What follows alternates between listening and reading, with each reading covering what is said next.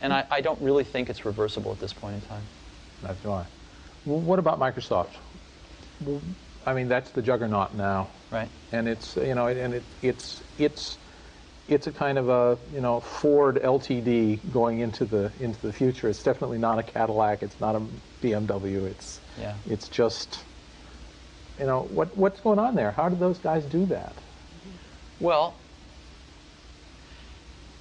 Microsoft's Orbit was made possible by a Saturn V booster called IBM.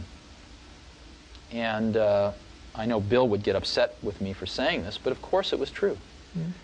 And much to Bill and Microsoft's credit, they used that fantastic opportunity to create more opportunity for themselves.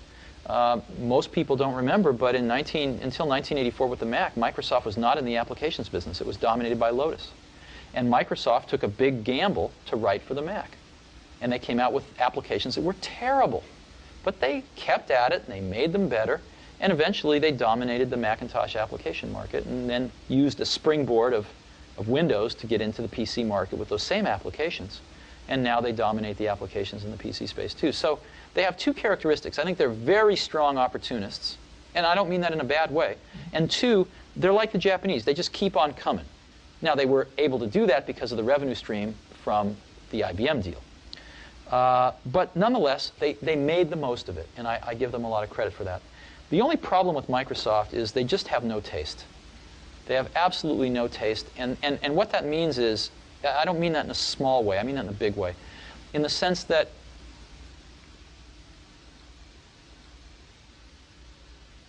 they don't think of original ideas, and they don't bring much culture into their product. And you say, well, why is that important? Well, you know, proportionally spaced fonts come from typesetting and beautiful books. That's where one gets the idea. If it weren't for the Mac, they would never have that in their products. And so I guess I am saddened, not by Microsoft's success. I have no problem with their success. They've earned their success, for the most part. I have a problem with the fact that they just make really third-rate products. Their products have no spirit to them. Their products have no sort of spirit of enlightenment about them. They are very pedestrian. And the sad part is that most customers don't have a lot of that spirit either.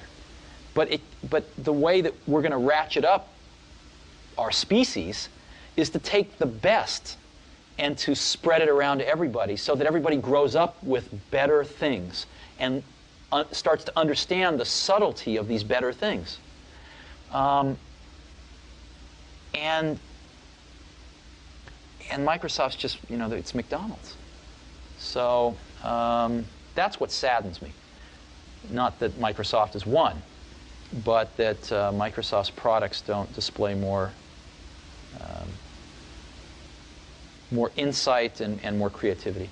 So